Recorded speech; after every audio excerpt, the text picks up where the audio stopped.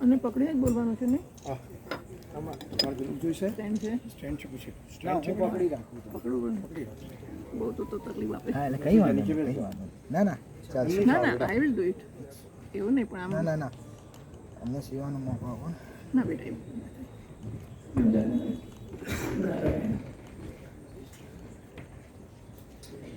ઓમ સહના ભવતુ સહનૌ ભુનક્તુ સહ વીર્યં કરવાવહૈ તેજસ્વિનાવધીતમસ્તુ મા વિદ્વિષાવહૈ. ઓમ શાંતિ શાંતિ શાંતિ. ઓમ આપ બધા પણ આવી જાઓ. આપની સાથે યસ બેટા આવી જાઓ. બેસાઈ નીચે. ઓકે ગોઠવી નાખવાના. નારાયણ નારાયણ નારાયણ નારાયણ. વાહ, ઘણું મોટું કામ કર્યું છે આ લોકોએ. એકત્રીકરણ અને સંગઠન, આ બધા શબ્દો મને સ્નેહલભાઈએ કહ્યા છે.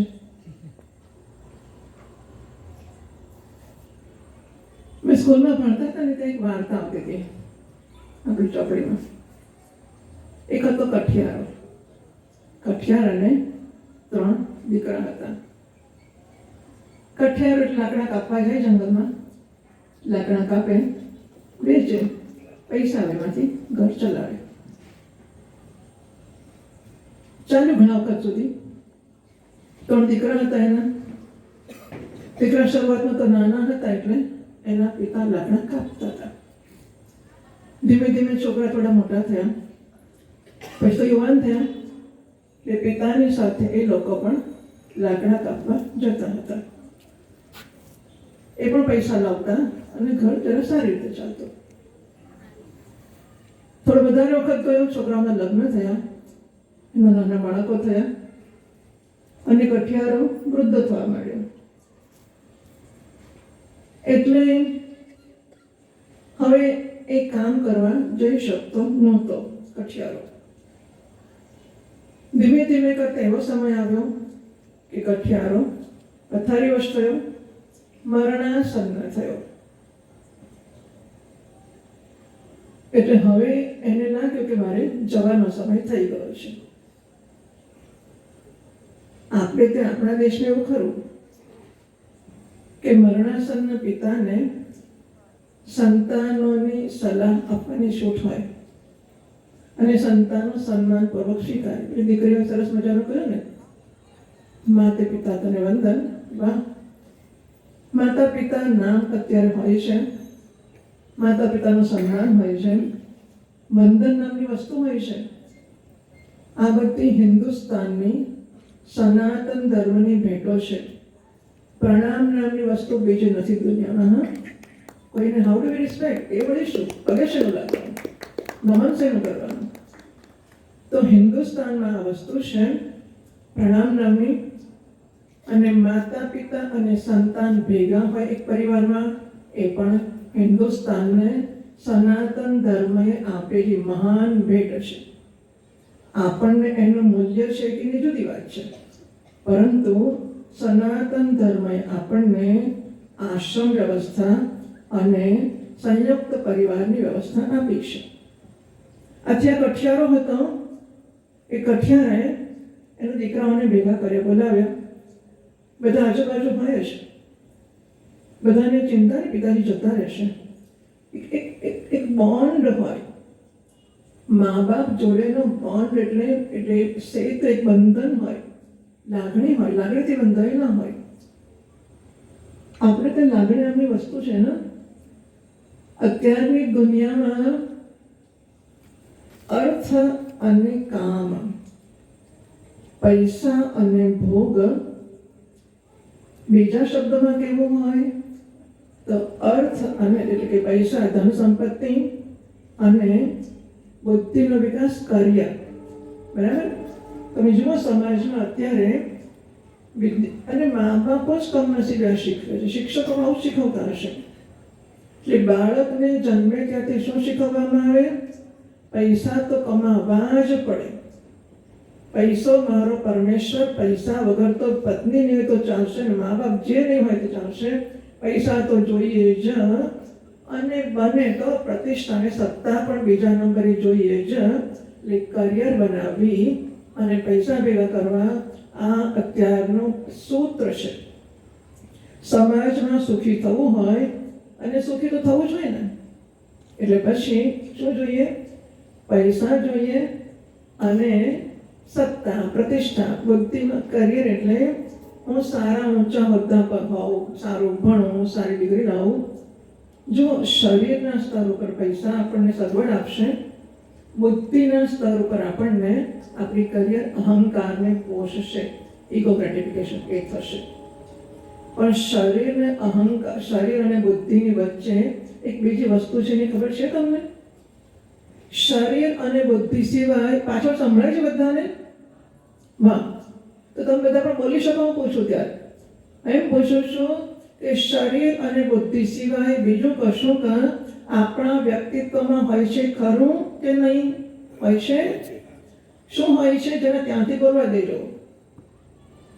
શ્રોતાગણમાંથી જવાબ આવે, ખુરશી પરથી, ઉપરથી નહીં, નીચેથી જવાબ આવે. શરીર અને બુદ્ધિ સિવાય કશું કાં આપણા વ્યક્તિત્વમાં હોય છે ખરું? હાજી પ્લીઝ. દિલ. અરે વાહ, દિલ વાલે લોગ હે. આત્મા તો છોડો, એ તો જ આપણે પછી વાત કરીશું. પણ આપણે સામાન્ય માણસોને માટે જીવવા માટે આવશ્યક શરીર છે, જ્ઞાન જોઈએ. અરે વાહ, તો શરીર છે અને બુદ્ધિ છે, પણ એક આપણું મન કે લાગણીશીલ વ્યક્તિત્વ પણ છે. શરીર આપણું ભૌતિક વ્યક્તિત્વ છે, બુદ્ધિ આપણું ઇન્ટેલેક્ચ્યુઅલ પર્સનાલિટી, બૌદ્ધિક વ્યક્તિત્વ છે, પણ મન આપણું લાગણીશીલ વ્યક્તિત્વ છે.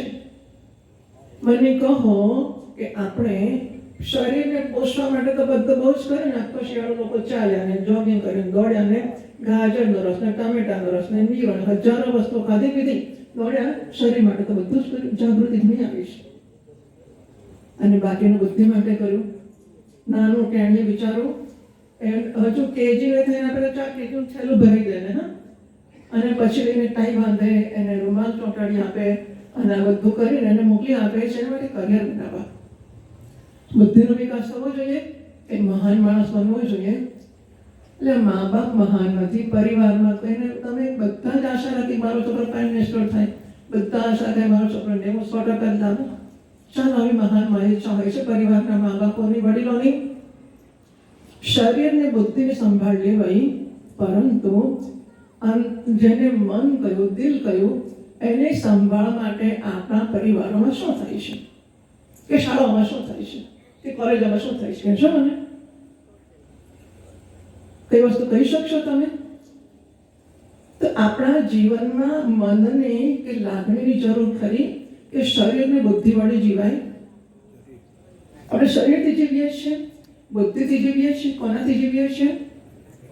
I don't feel like, I am very sensitive, I cannot wait. એ કોણ કહે છે ખબર છે? બુદ્ધિ નથી કહેતી. હા, હૃદય કહે છે, બુદ્ધિ નથી કહેતી. આપણા જીવનનું નિયંત્રણ હૃદય કરે છે, લાગણી કરે છે, મન કરે છે. બુદ્ધિ નક્કી કરે કે આજે ચા તો ના જ પીવાય, અહીં ચંપલ પહેરીને ના જવાય. બુદ્ધિ નક્કી કરે કે હિન્દુ છીએ આપણે. હવે સ્નેહલભાઈએ મને ઉપર બેસાડી જ છે. હિન્દુ છીએ તો હિન્દુ વેશ કેમ નથી પહેરતા આપણે? ચંપલ પહેરી કેમ ઉપર ચડીએ છીએ આપણે? હિન્દુનો વેશ કયો છે? આપણે આપણા દેશમાં આટલી ગરમીમાં મે મહિનામાં લગ્ન કરવા જાય, 45 ડિગ્રી ટેમ્પરેચર ઉપર, તો પેલા સિન્થેટિક પણ હશે મને લાગે છે, એમના જે કપડાં હશે, સૂટ ને બધું, મને ખબર નથી, પણ સિન્થેટિક હોઈ શકે. ને ટાઈ બાંધીને 45-46 ડિગ્રી પેલો પરસેવો લૂસતો ઘોડે ચડે કે ગાડીમાં ચડે. તો હિન્દુસ્તાનમાં આપણે હિન્દુત્વનો વિકાસ કર્યો, હિન્દુત્વનું આપણે સંવર્ધન કે સંરક્ષણ કર્યું કે ના કર્યું? તો પછી કેમ આપણે લેંગ્વેજ ધોતિયું ના પહેર્યું? ભાઈ મહાભારતમાં બધા ધોતિયા પિતાંબર પહેરલા યુદ્ધ કરનારા લોકોએ. અત્યારે આપણને ગાડી ચલાવવાનું સાયકલ ના જાય, ધોતિયાથી પણ ધોતિયું ના ફાવે, મોંઘું થઈ ગયું, છોકરા પોસાય નહીં, કેટલી બધી મુશ્કેલીઓ છે. તો એક ધોતિયું ઘરના 5 ભાઈઓ ચાલે, સીવડાવવું ના પડે, સિલાઈ ના ખર્ચવી પડે, અને કોટન જરાક વારમાં સુકાઈ જાય નાખો. એટલે આપણે આપણા દેશમાં બીજા સંપ્રદાયના કે બીજા ધર્મના લોકો એ ભારત દુનિયામાં ક્યાંય જાય ને પોતાના વેશને છોડતા જોયા છે? કોઈ પણ ભારતમાં ગમે ત્યાં જાય ને ગમે તે ભારતને દુનિયામાં ગમે ત્યાં જાય અને ગમે તે ઊંચા હોદ્દા પર હોય પોતાના વેશને છોડતા જોયા છે? અને આપણને આપણા રાજ્યમાં, આપણા ગામમાં, આપણા ઘરમાં હિન્દુનો વેશ પહેરતા જોયા છે? કોણ રોકે છે આપણને? હિન્દુત્વનો આવો એમની અપેક્ષા હોય કે નહીં? મારો તો આગ્રહ હોય જ છે કે હિન્દુત્વ વિશે વાત કરવી હોય તો આપણે વાત કરનારે પહેલા હિન્દુ થઈને જીવવું પડશે. ડોંગરી મહારાજ કહેતા હતા, મળના પ્રવચન કરતા અધોળનું આચરણ વધારે કામ કરે છે. આપણે અધોળનું આચરણ કરીશું, ઉપરવાળા બધા કરશે તો નીચેવાળાને થશે કે આપણે એવું કરીને જવાય. આ મંચ પર હવે તો જવાય જ નહીં, ડ્રેસ પહેરીને અને બીજા આ બધા પહેરીને ના જવાય. હિન્દુત્વના મંચ આમ કપડું નાખીને હિન્દુત્વનો મંચ થઈ જાય? ના થાય. આપણામાં જો હિન્દુત્વનું કન્વિક્શન, આપણી અંદર જો એ નિષ્ઠા ના જન્મે તો હિન્દુ છું, મને શું શોભે છે? મને શોભે મારાથી કરાય, મારા મા બાપ, મારો પરિવાર, મારું કુટુંબ, મારો સમાજ, એને શોભે મારું જીવનને બનાવવું જોઈએ. અગર એ મને કન્વિન્સ ના કરે અને મારામાં કશું ના જન્માવે તો મારા પ્રવચન બીજાને અસર કરશે, એવું માનો છો? ખબર છે, એકનાથ ભગવાન પાસે એકવાર કોઈ માં એના છોકરાને, એમના કઠિયારની વાર્તા યાદ છે, હું કહું છું પછી. એકનાથ ભગવાન પાસે કોઈ માં એના બાળકને લઈને ગઈ અને કે મહારાજ કૃપા કરો, મારો છોકરો ગોળ બહુ ખાય છે, બરાબર? કે માં એવું કરી અઠવાડિયા પછી આવજે. પેલી બાઈ ઘેર ગઈ, બહુ દૂરથી આવેલી, અને પાછી એટલે દૂરથી પોતાના છોકરાને અઠવાડિયા પછી પાછી આવી અને મહારાજ કહે છે, બેટા એક કામ કર, તું ગોળ નાખીશ. ગોળ ખાવો સારો ના કહેવાય, શરીરને નુકસાન કરે, બહુ ખાઈએ તો ગોળ નાખીશ. પેલી માં કહે છે, મહારાજ અઠવાડિયા પહેલા કહેવું હતું ને, પણ આટલું જ કહેવું હતું. અઠવાડિયા પહેલા કે મારો ધક્કો કેટલે દૂરથી ખાવો પડ્યો. કે માં સાચી વાત છે, ત્યારે હું ગોળ ખાતો હતો, માટે હું ના કરી શકું. મારા શબ્દો અસર જન્માવી ના શકે. ત્યારે અસર જન્માવે જ્યારે હું ગોળ ખાવાનું બંધ કરું, પછી કહું કે ગોળ નાખીશ. હું હિન્દુ થઈને ના ફરું ને હિન્દુને કેસરી કપડું લટકાવી દઉં, હિન્દુ થઈ જાઉં. આપણે મંગલાચરણ નથી કરતા, પ્રવચન કરતા, કેમ નથી કરતા? લાલ ચાંદલો, આપણી બહેનો મંગળસૂત્ર નથી પહેરતી, લાલ ચાંદલો નથી કરતી, બંગડી નથી પહેરતી, આપણે કેમ નથી કરતા બધું? તો હિન્દુત્વનું જાગરણ, આપણે હિન્દુ થઈશું તો થશે, પ્રવચનથી નથી થવાનું. અને એને માટે આપણામાં એક જન્મે, અરે આપણે આવું કરીએ છીએ. મને તો ખરેખર મને તો સમજ જ નથી પડતી કે સાસુ કઈ છે ને બહુ કઈ છે ને માં કઈ છે ને દીકરી કઈ છે. તો સરખા જ લોકો તારો એમણે પૂછ્યું કોઈને, તારો ભાઈ છે કે મારો દીકરો છે? એમાં આટલો આમ તો જબલા જેવું કરીને ફરતી હોય ને એનો દીકરો આવડો મોટો હોય, ખબર જ ના પડે કે એનો દીકરો છે કે એની ભાઈ છે. આપણને શોભે છે આ વસ્તુ? હમણાં આ કોઈએ કહ્યું કે ભાઈ સ્ત્રીઓ પર ગમે તે વર્તન બધું થાય, એનું કારણ સ્ત્રીઓ છે કે બીજા પુરુષો છે? કોણ છે? વાત કરવાનું શોભે જ નહીં આપણને. આપણે એવા કેવા ફરીએ કે કોઈ નજર કરે આપણી સામે?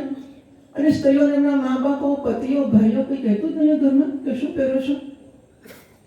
એટલે આપણી લીટી આપણે હાથે કરી નાની કરી છે, કોઈને કહેવાનો અર્થ જ નથી. સંગઠને પછી આવશે, પહેલા તો અંદર સંસ્કાર જન્મે. હું ઇમોશનની કે લાગણીની વાત કરતી હતી કે લાગણી નામની વસ્તુથી જીવાય છે. બુદ્ધિ તો કહે છે કે આપણે હિન્દુ છે, પણ અંદર મન કહે છે કે ના, હિન્દુ તો કહેવાય તો ખાલી પ્રવચન માટે ઘરમાં સૂચના જ કરવાના. આપણે હિન્દુ તો ભૂલી શકીએ, હિન્દુ બી ઘરમાં ના થવાય.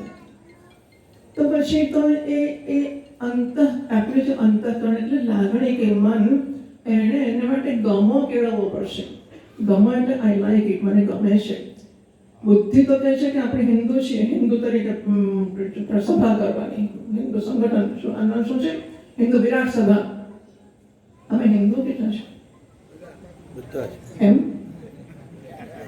તમારી ડેફિનેશન પ્રમાણે નહીં. હું ચોક્કસ હિન્દુ છું. હું હિન્દુની સભા નથી કરતી, હું સંગઠન નથી કરતી, કેસર કપડું નથી બાંધતી, હું હિન્દુ છું.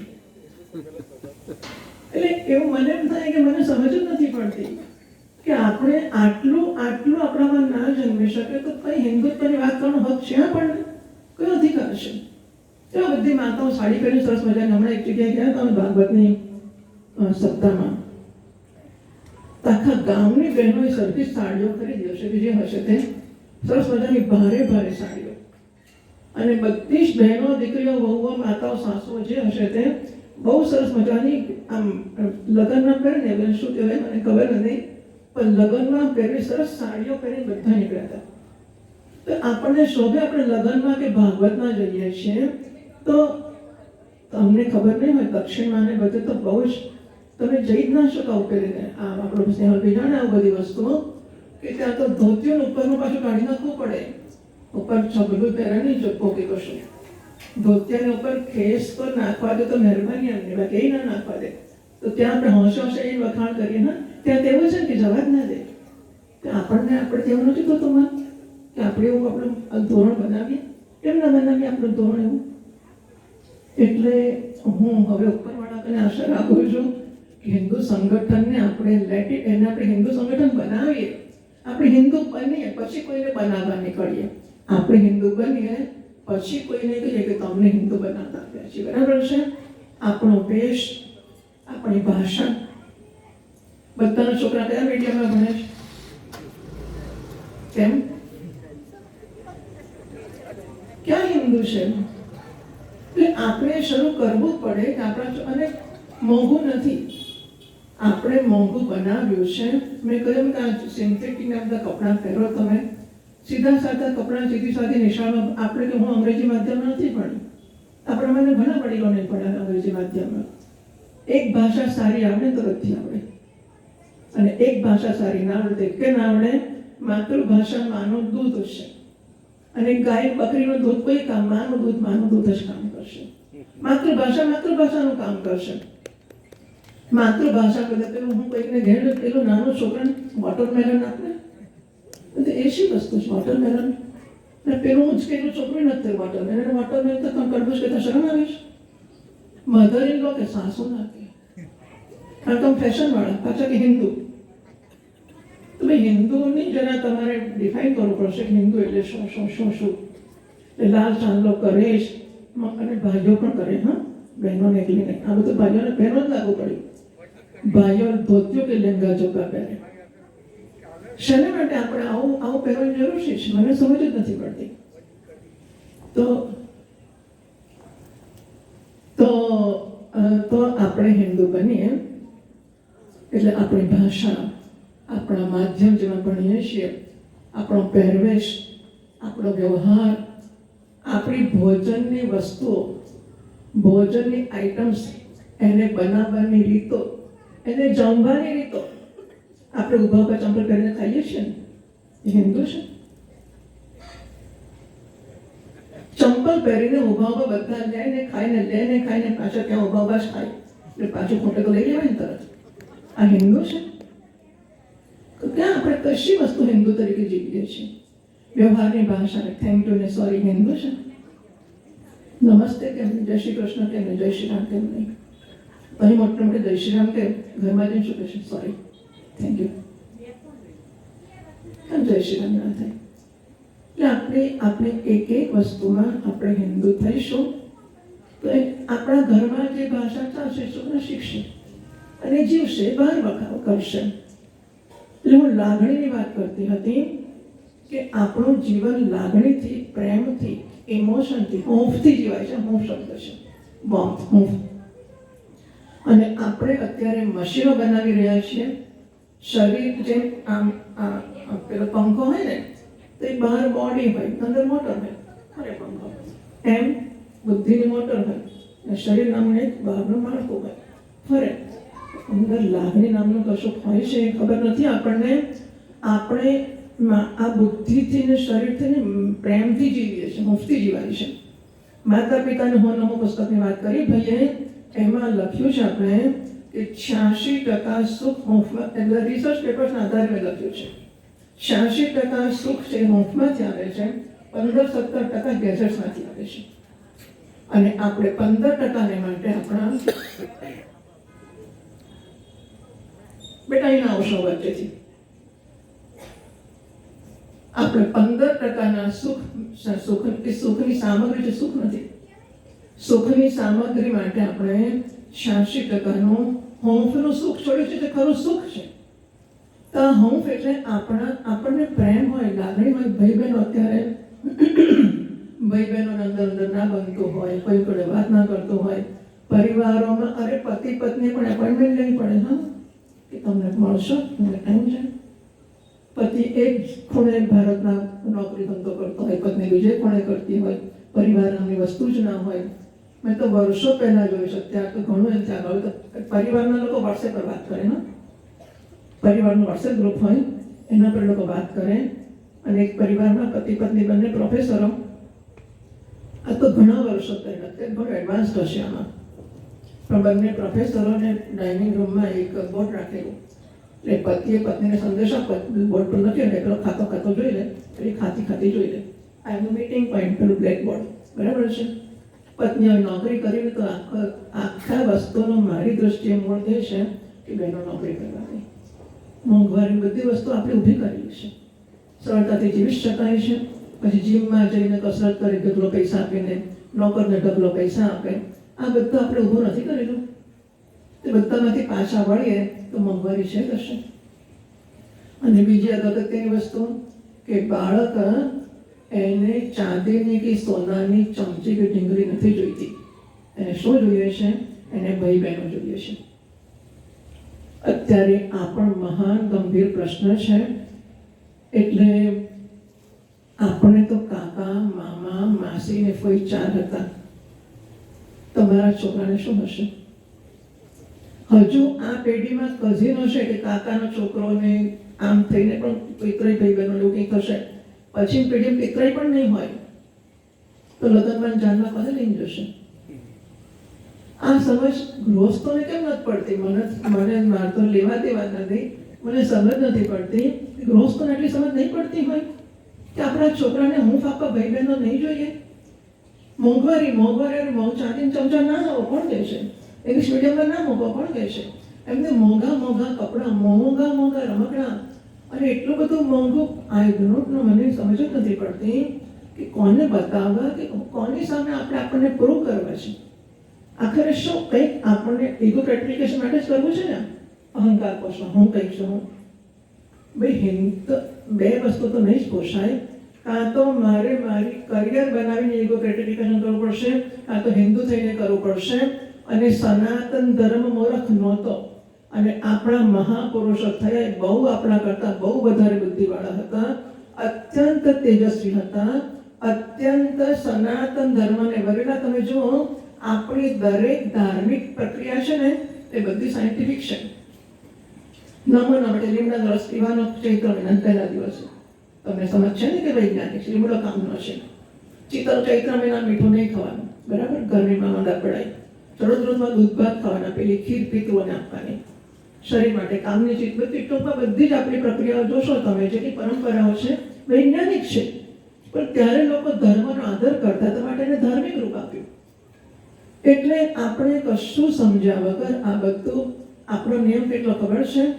મારું એટલું ખોટું અને બીજાનું એટલું સાચું. બસ લીમડો કડવો વિદેશ જઈને આવે તો લીમડાની દવા લેવાય. આપણા દેશમાં લેવાય? ઝાડનું લીમડાનું ઝાડ હોય ને, તેના પાંદડા તોડીને દવા ના લેવાય. એ વિદેશ જાય, વિદેશવાળા કહે કે આ દવા કામ નહીં, પછી મોંઘી ગોળીઓ કાગળીઓ પીટ કરીને આપે, પછી આપણે લીમડાની ગોળી ખાઈએ, લીમડાના પાંદડા ના લઈએ. તો વિચાર કેટલી હીનતા. So lowly we feel of our self. આપણે માટે એટલી લઘુતા, ભયંકર લઘુતા ગ્રંથિ છે. લઘુતા ગ્રંથિ વાળો માણસ કશું કરી જ ના શકે. એની લઘુતા ગ્રંથિથી ઇન્ફિરિયોરિટી કોમ્પ્લેક્સ એમાંથી જવો જોઈએ. એને સમજ પડે કે આપણે મહાન છીએ. આપણે સનાતન ધર્મ, આખી દુનિયાના લોકો અહીંયા આવે છે આપણી પાસે સનાતન ધર્મ શીખવા માટે. એમને સમજ પડે સંસ્કૃત શ્રેષ્ઠ ભાષા છે, અને આપણા કેટલા છોકરા સંસ્કૃત ભણે છે? આપણે કેટલા ભણીએ? ચાલો ઉપરવાળા. એટલે પહેલા તો આપણે આપણામાં ગૌરવ જન્માવવું પડશે કે હું કંઈક છું, મારો સનાતન ધર્મ મારા કલ્યાણ માટે છે.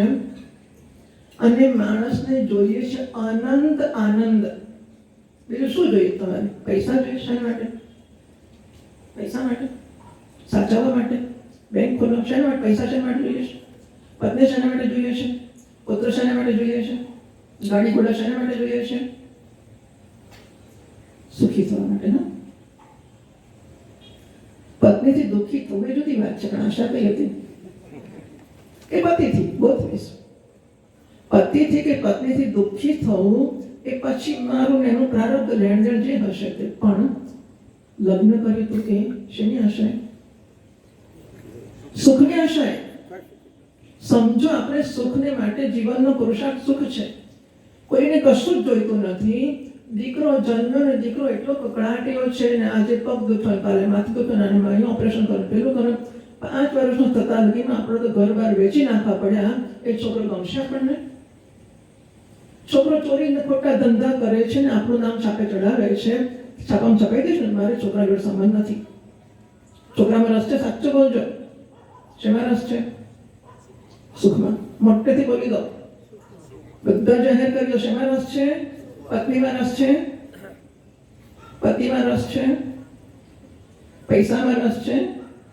ગાડીમાં, ઘોડામાં, બંગલામાં નથી. બંગલાની ખબર પડી કે ધરતી કંપની તૈયારી છે, બધા જ લોકો રસ્તા પર સુવા માંડેલા. ખબર છે? સુખમાં રસ છે, બંગલામાં નથી. સમજો, આ સમજ સનાતન ધર્મ આપે છે, બીજા લોકોને ભાન નથી આપતું. અને આપણે આપણા સનાતન ધર્મને છોડીને બીજાનું શીખીને ગાડી ઘોડામાં સુખ શોધીએ છીએ. પત્નીમાં, પૈસામાં, કરિયરમાં સુખ શોધીએ છીએ. સુખ ત્યાં નથી. સુખ તો મારા સ્વરૂપમાં છે, તો પછીની વાત છે. પણ કમસે કમ સુખ માટે જીવન એટલું તો ભાન પડે આપણને. આપણે આપણા સુખને વેચીને, શાંતિને વેચીને, હૂંફને વેચીને, પ્રેમને, પરિવારને, આપણી બધી જ સલામતી, આપણી શાંતિ, એ શાંતિને વેચીને આપણે પૈસા ભેગા કરીએ છીએ. શેના માટે? શાંતિ માટે. સમજાય છે? આપણે આપણા સુખ શાંતિને હોડમાં મૂક્યા છે. શેના માટે? એ મને મળશે. આ કાન આમ પકડાતો હોય તો આ હાથની વાત થાય, એટલે આ હાથે જમણા હાથે પકડવાનો હોય. જમણા હાથે જમણો કાન પકડવાનો હોય કે આમ જમણેતું છે. આ કાન આમ પકડાતો હોય તો આમ કરીને આમ જવાની જરૂર ખરી? અને જવાથી પકડાશે ખરો? કરી જોજો. અહીં કરશો તો વાંધો નથી, મારતો નથી પહોંચતો. તમારે પહોંચતો કહેજો મને. આપણે એ મૂર્ખતા કરી રહ્યા છીએ કે જ્યાં નથી ત્યાં સુખને માટે ફાંફા મારીએ છીએ, અને જે સુખ છે એને વેચી દઈએ છીએ, મફતિયામાં ફેંકી દઈએ છીએ. આપણે આ કરી રહ્યા છીએ. એટલે સનાતન ધર્મના ગૌરવને, એની મહાનતાને, એની વિશાળતાને, ડેપ્થ, એની ઊંડાઈને ભલે ના સમજો તો કંઈ વાંધો નહીં. મહાત્માએ કહ્યું માટે માનો, પણ એટલી સમજ તો પડે છે કે સિન્થેટિક કપડું પરસેવલ વસ્તુ નથી. આપણા શરીરને નુકસાન પહોંચાડે છે. અને કેટલો મોંઘો શેના માટે? આખરે મને સમજ જ નથી પડતી કે શેના માટે. બંગડી કરતા શું થાય? લગ્ન કરી સ્ત્રી બંગડી નથી પહેરતી, મંગળસૂત્ર નથી પહેરતી, ચાંદો નથી કરતી. કેમ? એમના ઘરમાંથી કે નહીં ચાલે.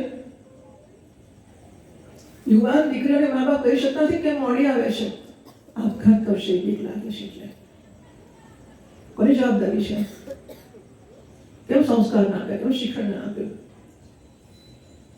એ બધું હિન્દુત્વ કે સરકારને એ કોઈનો મારો છોકરો જે કરે મારી જવાબદારી છે, કોઈની શી જવાબદારી છે? સમૂહમાં કે સામાજિક રીતે હિન્દુત્વ શીખવવા નીકળવું પડે. એનું કારણ શું? પરિવારોને મા બાપોએ ના શીખ્યું ત્યારે ને. મા બાપે શીખવ્યું. મને નથી ખબર કે મારી ઘરમાં મને ક્યારેય કહ્યું બેટા આપણે હિન્દુ છીએ. નથી મને સ્કૂલમાં કહ્યું કે આપણે હિન્દુ છીએ. નથી મને યુનિવર્સિટી કોઈ જગ્યાએ કોઈ બોલ્યું નથી આપણે હિન્દુ છીએ. બેટા શીખ્યું નથી આપણને આપણે હિન્દુ છીએ. આમ ના થાય, આમ થવું જોઈએ, આ કરાય જ નહીં આપણાથી. આવું પહેરીને જવાય આપણે હિન્દુ છીએ, આવું ખવાય આપણે હિન્દુ છીએ, હોટલમાં જવાય આપણે હિન્દુ છીએ. નાનપણ શેમ શીખ્યું આપણે આવું શેમ એ હિન્દુ શિવ ના શીખ્યું. એટલે આ બધાની જરૂર પડે, બધાની જોડે હું સંમત છું જ નહીં. આપણે શીખશું, ધરવું પડશે, આપણા પરિવારોમાં આપણે કામ કરવું પડશે અને તો જ અસર કરશે.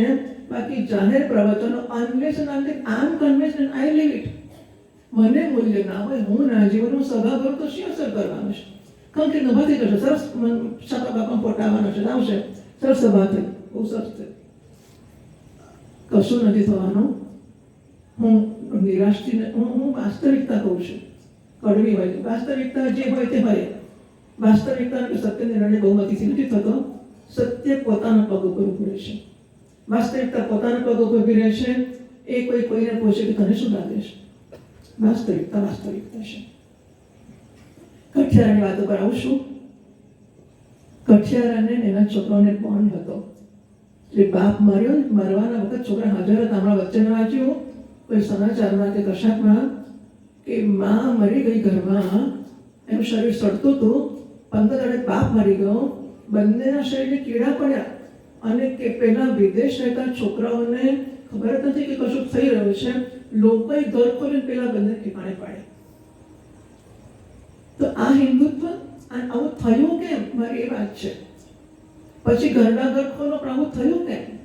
કેમ આપણે એવું ના કર્યું? એટલે આ બધી વસ્તુઓ મૂળની છે ને કોઈ શીખવવાની ના હોય. હું માણસ જેવું મને ખબર હોય, આ બધાની જોડે હોય છે. આવું જે ના હોય તો મા બાપ નિષ્ફળ ગયા છે. મા બાપ એમની ફરજ બજાવી નથી, માતા પિતાઓએ આ ફરજ બજાવવી જોઈતી હતી, પણ મા બાપ બધા નોકરી કરે અને છોકરો ઘર એને ખુશ રાખવું પડે. એટલે કારણ કે પેલી બિચારી આવે ઘરમાં થાકેલી પાકેલીમાં અને છોકરો રાહ જોતો હોય, એમાં આઈસ્ક્રીમ ખાવો છે, એ માને આઈસ્ક્રીમ આપો, ચૂપ રહે તો આઈસ્ક્રીમ ખોડાવી દો, ચૂપ રહેશે તો નોકરી જવા જશે. આપણે આખી વસ્તુ ધડ મૂળથી આખું એનું નિકંદન કાઢી નાખ્યું છે અને પછી આપણે ઉપર શણગારીએ, એના મૂળમાં ક્યાં કશું બચ્યું છે? કઠિયારની વાતો પર આવશું. કઠિયારાને એના બાળકો હાજર હતા, નસીબદાર તો છોકરા હાજર હતા, એ હું કહેવા માંગુ છું. અને સલાહ આપે છે કે બેટા એક કામ કરો, એક લાકડી લઈ આવી. મોટાને કહે એક લાકડી લઈ આવો, પેલો લઈ આવ્યો, તોડી નાખીએ, તોડી નાખી. બીજા બચરાને કીધું લાકડી લઈ આવે, લઈ આવે, તોડજો, તોડી નાખી. ત્રીજાને તો લાકડી લાવ, લઈ આવ્યો, તોડી નાખી. પછી 3 લાકડી બીજી મંગાવી, 3 ભેગી કરાવી, 3 દોરી બાંધી. મોટાને કીધું તોડ જોઈએ, ના તૂટી. બચરાને કીધું તોડ, 3 લાકડી ભેગી, ના તૂટી. નાનાને કહ્યું તોડ જોઈએ, 3 લાકડી ભેગી, ના તૂટી. શું શીખ્યું? સાથે રહેવાનું. સંગઠન કહેવાનું મને કહ્યું હતું, એટલે હું સંગઠનની વાત કરું છું. પણ હિન્દુઓનું સંગઠન હોય ને, ફેશનેબલ, એટલે આપણે હિન્દુત્વને છોડીને સંગઠન જોઈએ તો થવાનું છે. અગર મારામાં હિન્દુત્વ હોય અને 2 હિન્દુ કે 4 હિન્દુ ભેગા થાય, પરિવારને માટેની એક ભાવના હોય, મારામાં એક કન્સર્ન હોય, એક મને આ કોઈ બાળક, તો આપણને એમ થાય કે આ બાળક ઠંડી લાગશે ને, એ પેલાને આમ તકલીફ પડશે, આપણે રસ્તે ચાલવાની ચિંતા થાય. અને પતિ પત્નીની ચિંતા, તમને તો મારાથી કેટલી વધારે ખબર હશે, તમે આવું કરતા જ હશો. પત્ની કહેશે કે મારા ભાઈને કે એ ના આવે તો મને છૂટ જવાની, અને પતિને એને જ્યાં જવે તે જવાની છૂટ, પતિને આવે ચાલે, એટલે લગ્ન કરવાની જરૂર છે. પત્નીઓને પતિના પગારની ખબર નથી હોતી અત્યારના જમાનામાં. પત્નીઓને પતિના પગારની ખબર ના હોય, પેલી એના પૈસા જુદા મૂકે, પેલો એના પૈસા જુદા મૂકે. લગ્ન કોને કહેવાય? કઈ સંસ્થા જાળવી? લગ્ન સંસ્થા નથી જાળવી, પરિવાર સંસ્થા નથી જળવાઈ, પતિ પત્ની સંતાનો કોઈ પ્રકાર બધું જ નિકંદન કાઢી નાખ્યું છે આપણે. ક્યાં હિન્દુ છે? કેસરી કપડા, બહુ કામ કરવું પડશે. એ કશું નહીં થાય. આપણી અંદર જન્મ છે તો જ થશે, સૂચનાઓને સલાહોથી કશું નહીં થાય. અંદર એક લહેર લાગે, આગ લાગે તો થાય વસ્તુ. કઠિયારે શીખ્યું કે ભેગા રહેશો તો ટકશો સમાજ સામે, નહીં તો નહીં ટકો. આપણે 5 ભાઈ બહેન, પહેલાં તો ભાઈ બહેનો હતા, 2, 5, 10 ભાઈ બહેનો હોય, અને એક બળવાન હોય, એક બુદ્ધિવાન હોય, એક શ્રમ કરનારો હોય, એક ખેતી કરનારો હોય, બધાને પૂરક બને. અને કોઈ છોકરો ના કમાતો હોય તો સમય છે અંદર, એક વિધવા થઈને દીકરી પાછળ તો ઘરમાં સમાઈ જતી હતી સંયુક્ત પરિવારમાં, બધું જતું રહ્યું. અત્યારે કઠિયાને શીખ્યું કે ભેગા રહીશું તો ટકીશું, છૂટા પડીશું તો દરેકનું નુકસાન નક્કી છે. શાસ્ત્રમાં એક વાર્તા આવે છે અમારા ઉપનિષદોમાં. એકવાર ઇન્દ્રિયોમાં ઝઘડો પડ્યો. હા, ઇન્દ્રિય એટલે આંખ, નાક, કાન, એને ઇન્દ્રિયો કહેવાય. આંખ કે છે ખબર છે આ શરીર કોણ ચલાવે છે? હું ચલાવું છું. હું જોઉં છું એટલે શરીર ચાલે છે, મારા પર તમે શું કરી શકો? કાન કે છે હોતું હશે, મારાથી ચાલે છે, હું સાંભળું છું એટલે શરીર ચાલે છે. અરે નાક કે છે હું સૂંઘું છું એટલે ચાલે છે, તમને અક્કલ જ નથી. જીભ કઈ જાય પાછી? એ તો હું ચાખું છું, સરસ સરસ ખાઉં છું એટલે ચાલે છે. ત્વચા, સ્પર્શ ઇન્દ્રિય, વાણી, જીભના બે કામ છે. સ્વાદ દેવાનું એ એક જ ઇન્દ્રિય એવી છે કે કર્મેન્દ્રિય પણ છે ને જ્ઞાનેન્દ્રિય પણ છે. હાથ પકડે છે, પગ ચાલે છે, આ બધા કરે છે પોતપોતાના કામ. દરેકને એમ થયું હું ચલાવું છું, અને મન કહે છે કે ના ના હું ચલાવું છું. પછી બધી ઇન્દ્રિયો ઝઘડો પડે, ન્યાય કરાવવો પડે. ન્યાય કરાવે બ્રહ્માજી પાસે ગયા. પછી બ્રહ્માજી ડાયા ન્યાયાધીશ થવા હોય. બ્રહ્માજી એમ ના કે કોના વડે ચાલે છે. બ્રહ્માજીએ શું કીધું? સહેલી એક કામ કરો ને તમે, વારાફરતી દરેક ઇન્દ્રિય શરીર છોડીને 1 વર્ષ માટે બહાર ફરવા જાય. બરાબર? જેના પર અટકી પડી અગત્યનું છે, મોટું છે. આંખ ચાલો બરાબર છે, આંખ 1 વર્ષ બહાર ગઈ, પછી પાછી આવી તો શરીર ચાલે કે ના ચાલે? બધું બરાબર ચાલતું હતું કે મારા પર ચાલ્યું? હા ચાલ્યું. કેવી રીતે ચાલ્યું? આંધળો જીવે એવી રીતે. બિચારી ચૂપચાપ બેસી ગયા અંદર. પછી કાન ગયા, 1 મહિના 1 વર્ષ લગીને કાન બહાર ગયા. કાન પાછા વર્ષ કરીને ચાલ્યું કે નહીં? ચાલ્યું. તો મારા વગર ચાલ્યું? હા, મેરો જીવે એવી રીતે. મૂંગો જીવન, જીવવા જતી રહી, ચાખવાનું ગયું, બોલવાનું ગયું કે મૂંગો જીવન જીવે. આપણે સુગંધ નથી કે મોટો હેસિયત હોતી નથી. બધી ઇન્દ્રિયો જઈને પાછી આવી, મન બહાર ગયું. અને મન વગર શું થયું? 1 વર્ષે મન પાછું આવ્યું, પાછું ચાલ્યું. હા, ગાંડો જીવન જીવે. અમે એમાં શું? મન વગર ચાલ્યું. પછી પ્રાણ નીકળવા તૈયાર થયા. બાબા પ્રાણ ન આવ્યો. પ્રાણ નીકળવા તૈયાર થયા, જરાક હાલવાનું વિચાર્યું ને એટલી વારમાં બધું ચારે બાજુથી બધી ઇન્દ્રિયો તૂટવા માંડી. બધા હાજર પ્રાણ તમે ના કરશો ને કમ મોટા છો ખબર પડી ગઈ. બરાબર? તો છૂટા છૂટા પડીને વટ મારીને કે હું મોટો ને હું મોટોથી નથી થવાનું. એક શરીર જેટલું ચલાવવું હોય તો એ બધા ભેગા થઈને ચલાવી શકશે. પોતાની મોટાઈને પોતાની આ બધી વસ્તુઓ જેટલી વામણી છે, અંદરની લઘુતા ગણતી જ બહાર સુપિરિયરિટી કોમ્પ્લેક્સ એટલે ગુરુતા ગણતી થઈને આક્રમકતા થઈને બહાર આવે છે. અંદરની લઘુતા ગણતી હોય છે. આક્રમક માણસ જેટલો વધારે એટલો અંદર લઘુતા ગણતી વધારે. એ બહુ મોટો હોય આક્રમક એવું નથી હોતું. જેટલું અંદર ઇન્ફિરિયર એટલું બહારથી આક્રમક. હું કંઈક છું, ખબર નથી પડતી હું કંઈક છું. ટૂંકમાં આપણે શીખ્યા બધી વસ્તુઓ. આ બધા વડીલો છે, મારા કરતાં ઘણું જાણકાર છે. આ વિષયનો મારો કોઈ સંપર્ક નથી. કદાચ મને એવી ખબર તો હું ના આવી હોત. એટલે મને કોઈ અંદાજો નથી હું ક્યાં આવી છું. પણ ચાલો, નારાયણની આવી ઈચ્છા છે. એટલે આમાંથી જે કંઈ શીખી શકાય આપણાથી, હું તો હાથ જોડીને વિનંતી કરું છું કે આપણે હિન્દુ બની. હિન્દુ શબ્દ વાપરો ના વાપરો મને ફેર નથી પડતો. માણસ બનીએ. કૂતરા બિલાડા બચ્ચા સાચવે છે. અને આપણે એક ફિઝિયોથેરાપીમાં જતી હતી, મારા કંઈક હાથ પગ કશું દુખતું હશે ત્યારે એક સ્ત્રી પ્રેગ્નન્ટ હતી, 9 મહિનાની થયેલી હતી. અને ફિઝિયોથેરાપીમાં સ્ત્રી પુરુષોના હાથ પગ ઊંચા નીચા કરતી હતી. બરાબર? 9મા મહિને. અને પછી મેં કીધું તારે પછી છોડી દઈશ નોકરી?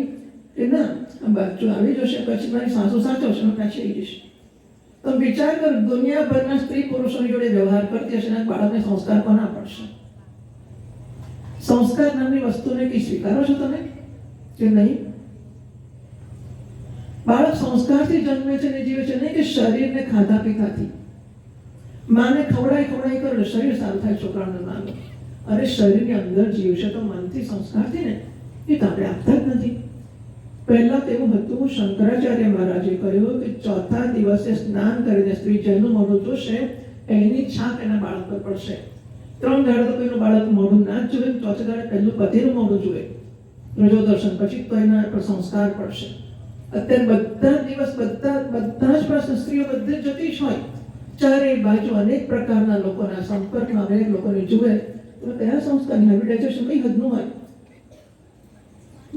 વર્ણ વ્યવસ્થા તો નથી જોઈ, એ તો બહારનું હેબિટાઇઝેશન છે, પણ સંસ્કારનું હેબિટાઇઝેશન એટલે સાંકર્ય. સંસ્કારના સાંકર્યનું શું? માં જૈન છે, બાપ સ્વામિનારાયણ છે, પેલો સાસુ છે કંઈ શૈવ છે, પેલું શાક્ત છે, છોકરું કયા સંસ્કાર લેશે? કયા મંદિરમાં જશે? આપણે કયા આકર્ષણમાં કે કઈ લાલચમાં કે કયા લોભમાં ખેંચાતા જઈએ છીએ? મને સમજ જ નથી પડતી કે આપણે હાથે કરીને આપણા વિનાશની ઘોર ખોદી રહ્યા છીએ. અને સમજીશું તો કે આવા સંગઠનો નહીં કરવા પડે, આપણે જાતે જ આપણી ગરજે કરીશું. ગરજ જન્મે તો જ થાય, સૂચનાથી કશું નથી થતું. They are teachers not inspectors. મારા ગુરુજી કહે છે આપણે શિક્ષક છીએ, સૂચના આપનાર નથી, શિક્ષણ આપીએ. લેટ ધેમ લર્ન. ભલે સૂચના અત્યારે તરત કામ કરશે તો ચંપલ કાઢી નાખશે, ફરી એની મેળે ચંપલ પહેરીને જ બેસશે. પણ 5 વારે સમજે કે ચંપલ પહેરી ના જવાય, જો જવાય ના ભગવાન છે, કાઢો ચંપલ કાઢો, પછી કેવોની પણ દરખત કાઢશે. આપણે શિક્ષક છીએ, સૂચના આપનારા નથી. શીખીએ, આપણે પહેલાં શીખીએ, પરિવારમાં લાવીએ અને બધાનું ધ્યાન દોરીએ. આપણે ક્યાં જઈ રહ્યા છીએ? આખરે શેના માટે? સુખને વેચીને સુખની સામગ્રી લાવીએ છીએ. એમાં સુખને કહી દઈએ છીએ તો સામગ્રી આવે છે, ચોપડીઓ લાઇબ્રેરી ભરી દઈએ આપણી બધી, લાલ પીળી, થોડી લાલ ચોપડી, થોડી લીલી, થોડી પીળી, વિદ્યા આવશે. પૈસાથી ચોપડી આવશે, વિદ્યા નહીં આવે. પૈસાથી ઘર આવશે, સુખ. બંગલો બનશે, પૈસાથી ઘર નહીં બને. હા, ઘર માટે હૂંફ જોઈશે. આવું બધું થોડું સમજીએ અને લાવીએ જીવનમાં, તો મને લાગે છે કે હિન્દુત્વની સેવા આપણી ગરજે, એમાં હિન્દુત્વની શી સેવા? આપણી ગરજે આપણી સેવા થવાની છે. થોડીક સમજાઈને જીવત આ બધાની, તો આ બધાની મહેનત છે થોડી સફળ છે. બરાબર?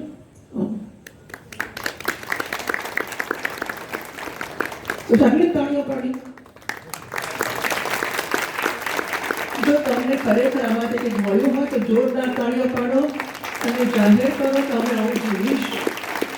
આપણને ના રસ છે એમ પ્રવચનની તાળીઓ પાડો, માતાજી સરસ બોલ્યા ને આઈ ડોન્ટ કેર, મને એની કંઈ કિંમત નથી. જો તમને કશું મળતું હોય ને જીવતા હોય તો આ સફળ થશે. આપણે ઈચ્છીએ છીએ કે તમારા જીવનમાં કશું આપણા પરિવારો, હિન્દુ પરિવારો બને, આપણે ઈચ્છીએ છીએ. ઓમ શાંતિ શાંતિ શાંતિ. હરિ ઓમ. શ્રી ગુરુભ્યો નમઃ.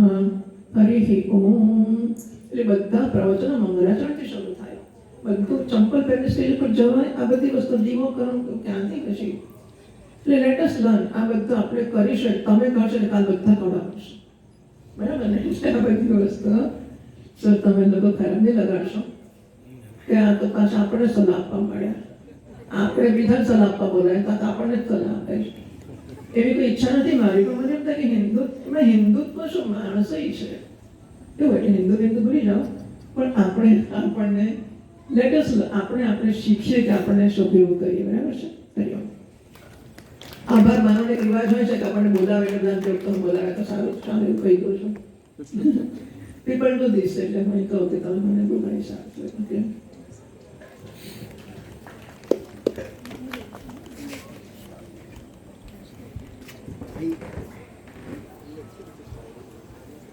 નારાયણ નારાયણ નારાયણ નારાયણ. પાણી પીવું. આપણે એમનો એક